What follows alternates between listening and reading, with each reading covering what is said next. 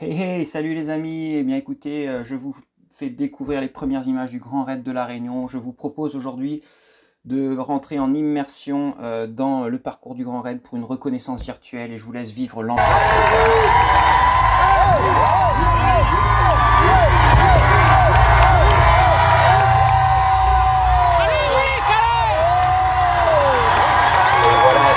On en rêve souvent, une ambiance de feu tout au long du remblai de Saint-Pierre avant de s'élancer vers les sommets, notamment vers le Piton des Neiges, Piton Textor,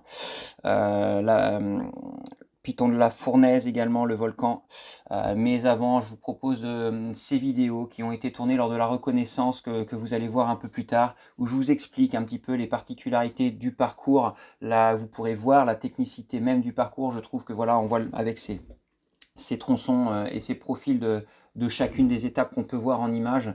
Là, on est donc sur des images de Canal Grand Raid, donc avec des départs qui sont souvent très rapides pour les premiers. Donc, vraiment être vigilant à ne pas partir trop vite pour éviter de se griller, mais quand même partir suffisamment vite pour pouvoir ne pas avoir de bouchons sur certains tronçons.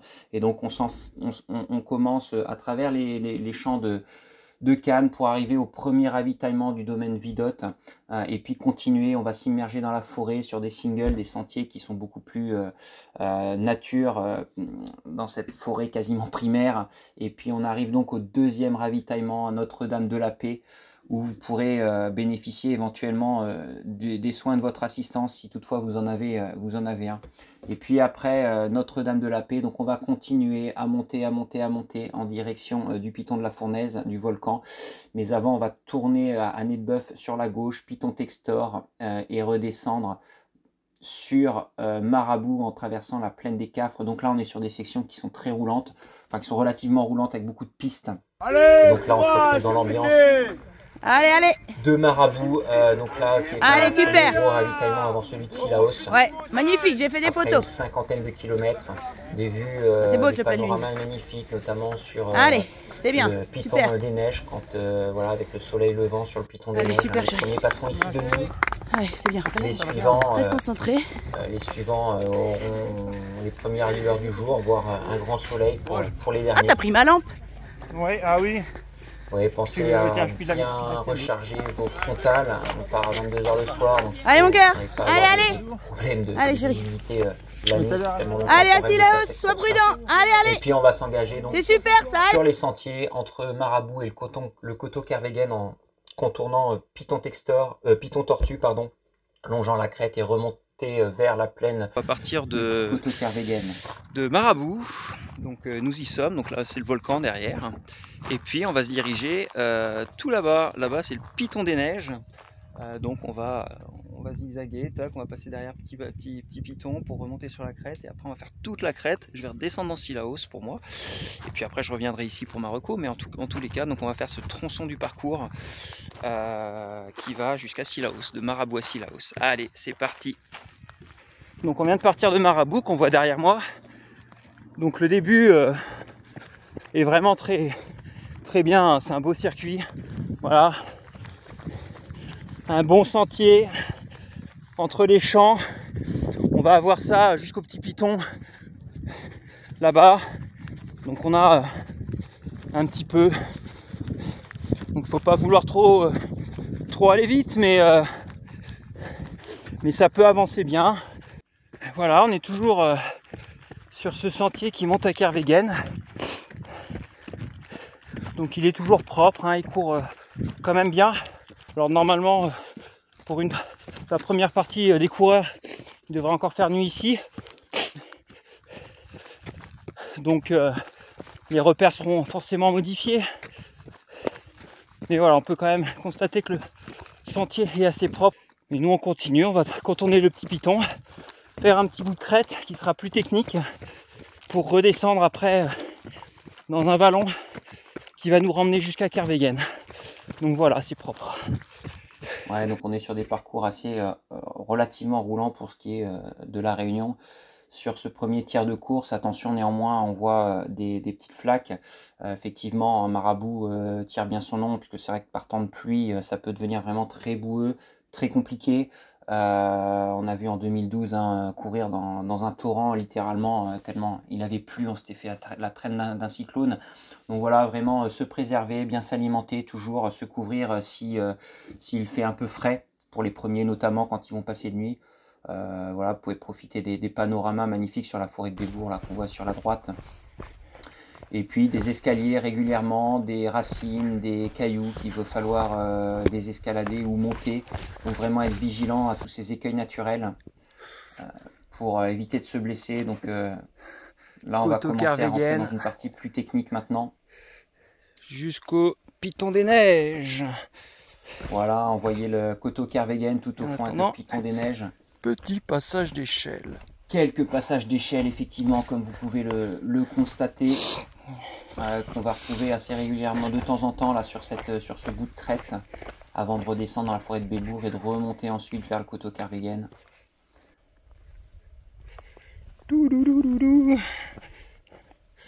Petite échelle.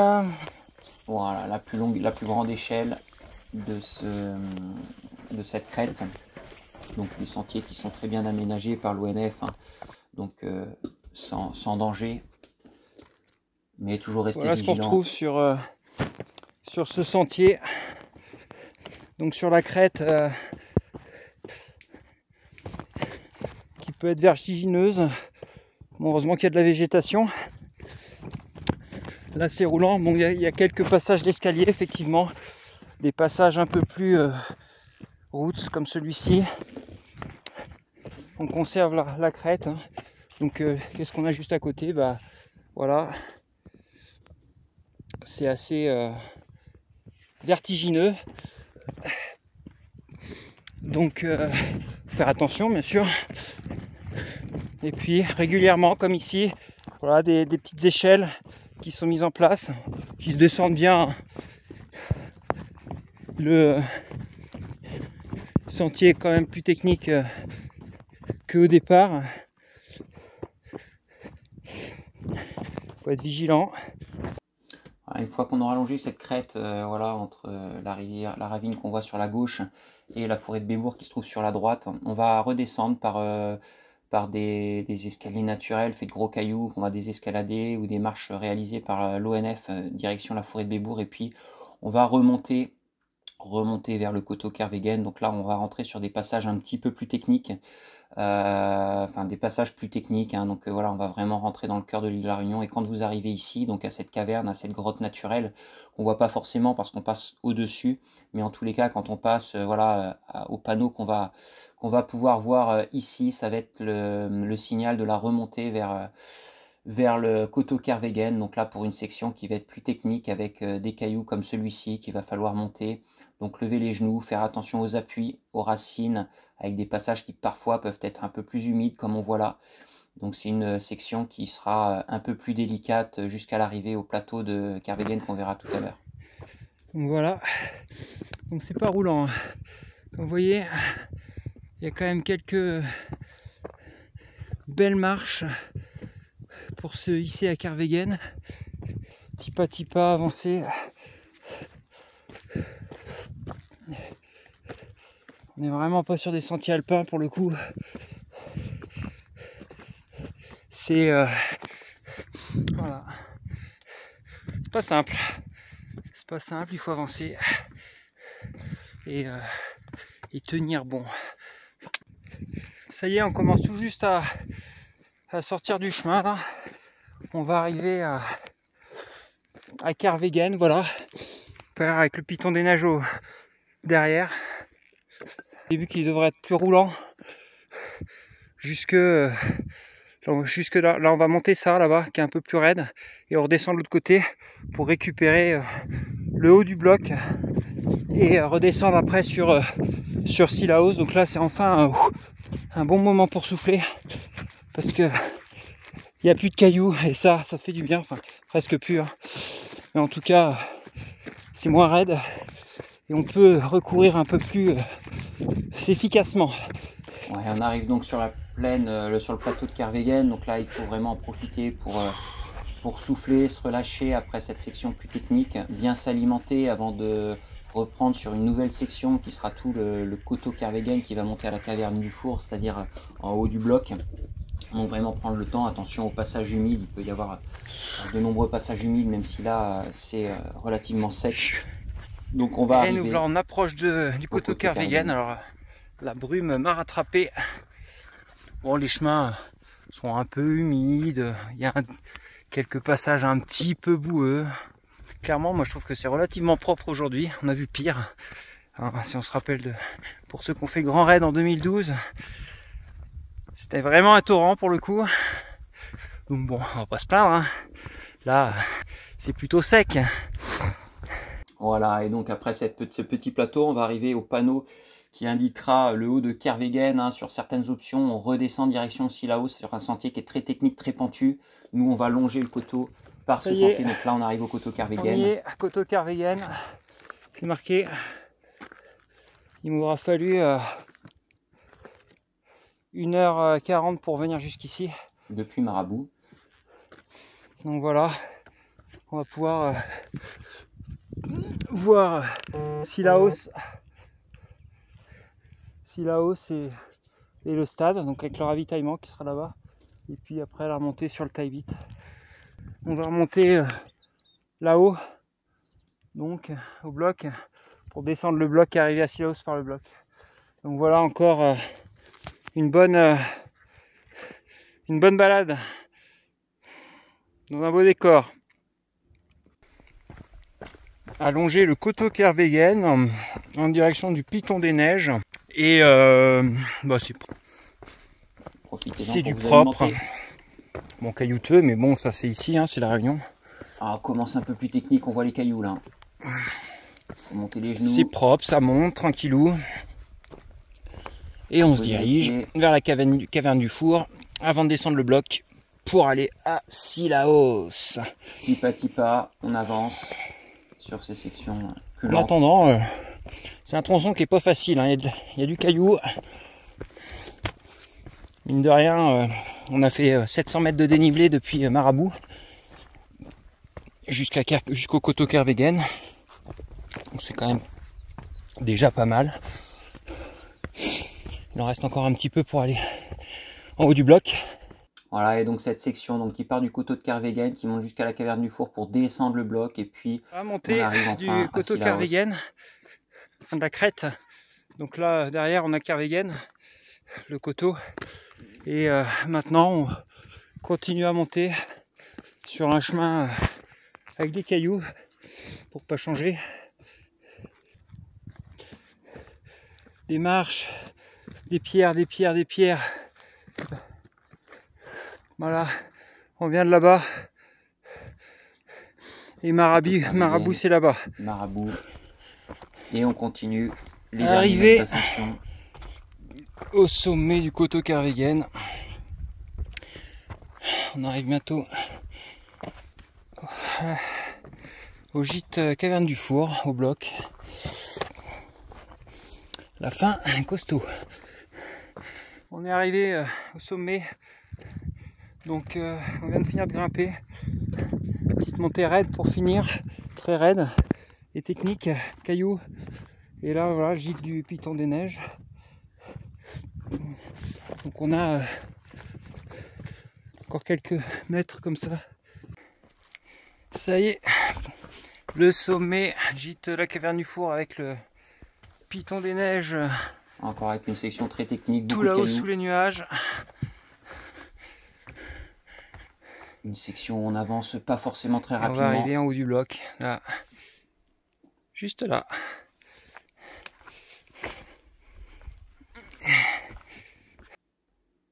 Voilà, et on remonte sur la croisée Kervegen, la croisée du coteau Kervegen pour redescendre le bloc.